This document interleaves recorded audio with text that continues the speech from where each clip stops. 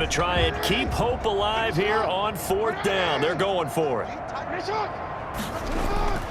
Here we go. It's Jackson on 4th down. And he's got his man, Marquise Brown. But no reason not to try it there, and they do indeed convert on 4th. Operating out of Steeler territory now. Here's 1st and 10 at the 44-yard line. 4th down, trailing in the 4th quarter. They felt compelled to go for it, and they got it. Well, I'd look down at my play sheet, and what I would find, plays have been successful throughout the game that have worked in the distance you need, and that's exactly what they got done. Now, that's staying ahead of the chains. Really good pickup on 1st down, hitting the tight end there. Now it brings up a 2nd and manageable. Just found a hole in that zone. And his throw is incomplete. The intended receiver, Josh Reynolds. And it's 3rd and short. He was covered by Steven Nelson. To throw again is Jackson. And he's going to be sacked.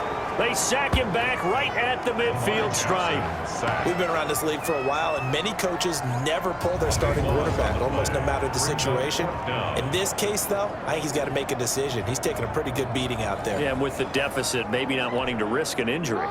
And they're indeed going to go for it here on 4th down. So trailing here in the last quarter, let's see how this plays out. Into heavy traffic, and it's intercepted. Picked up by Minka Fitzpatrick, and he's able to take this one back to the 36-yard line.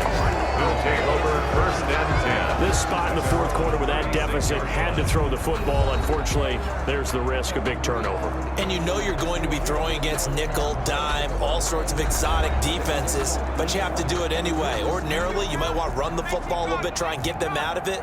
But as you noted, this time of the game, this point on the clock, had to throw it. Open man completes it to Smith-Schuster. And he gets this one to midfield before he's brought down. First play of the drive going for 14 and a 1st down. 1st down, Steelers. They'll try and run some clock here as they keep it on the ground. And he'll go down, but not before getting this inside the 30.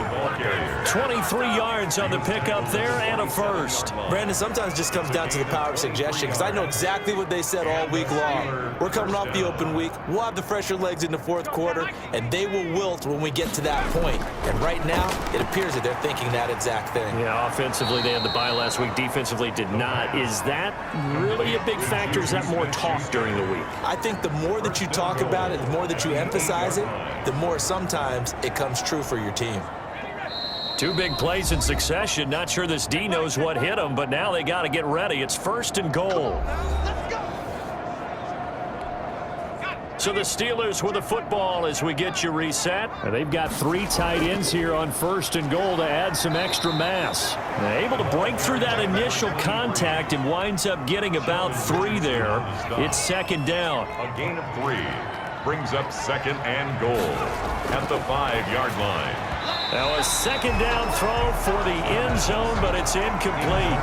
From the snap, he certainly looked like he knew where he wanted to go with the ball, but surprise, that guy was covered. So that took his attention elsewhere to no avail. Out of the gun now on 3rd down.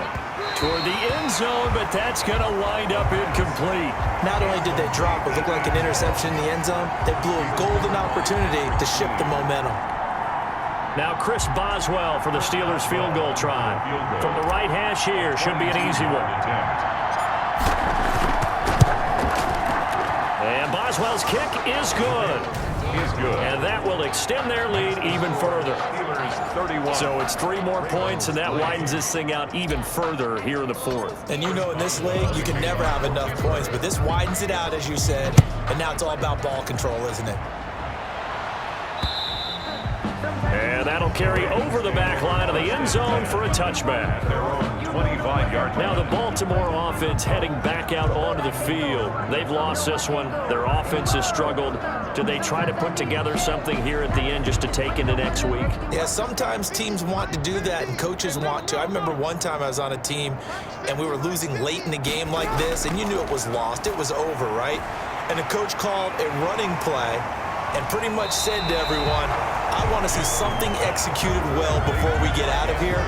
and that was the message to the team. Just something to build on. Just something to build on, get it done, and maybe we can look at that and say, rush coming, and he's taken down. Now the Ravens going to use one of their timeouts as they stop it here with 1:07 remaining. And on third down, a nickel formation here defensively. Operating from the gun, Jackson. And tight coverage there. It's knocked away, incomplete. The offense going to stay out there. They've converted once, failed once. What can they do here on fourth down? Now they go for it on fourth, but this one is going to wind up incomplete. They had to go for it with such little time remaining. And the Steelers, they're going to take over an excellent field position. So they tried to go for it for pride, but it really wouldn't have mattered. This one, it was already determined. No doubt about it. This one was over a while ago. This will be caught inside the 10. And he gets it all the way down inside the 10 and mark him at the 5. First and goal. A really nice gain of 25 yards. Well, they probably don't need to run a play here, but you wonder if they're going to be able to resist on first and goal. Well, partner, nothing but praise from me for this offense. They have been tremendous all night long. They knew what they had to do to unlock the defense. Let's face it, this has been a master class in offensive football that we've been here to witness. And this is caught. Touchdown. Wait, hold a second here. A flag down. Let's see if this will stand. Pass interference. Defense. And yes, they want the points, so they will decline the penalty. No question there. You don't think they spent a couple seconds mulling over what the penalty I don't would do even for know them? why they asked the sideline. Not at all. When you put the ball in the end zone on a takeaway, take the points and keep moving. And he's been a busy man, 5 for 5 now as he knocks another one through to extend the lead. So they only needed 3 plays on that drive. And it ends with the Steelers finding the end zone. Boswell now to kick it away after the touchdown. And they will not get a chance to return this one as it's through the end zone for a touchback. And now Baltimore gets set to take the field. They have a little bit of time left here, but this one not going to go their way. And this is where, in this situation for me, you just go ahead and run out the clock, shake hands, congratulations, and move on. Because now, you're not going to make up for what's happened during the game in this last sequence. We'll see what they do here in this last sequence. Brings up second and 2 at the 33-yard line. One last shot for Jackson. Over the middle here to Brown. And he'll be stopped right at midfield. So this one in the win column for the Pittsburgh Steelers. And it was their defense that really made the statement after the break. They pitched the second half shutout. Yeah, think about the team that just got vanquished. They did score in the second quarter. Do you think they thought at all that that would be their last points of the game? No, but what a second half. The adjustment, whatever they did in the locker room, it certainly worked. It certainly did, and you're exactly right. Whether it was an adjustment, whether it was just more focus on what they planned to do going in, whether they just played better, whatever.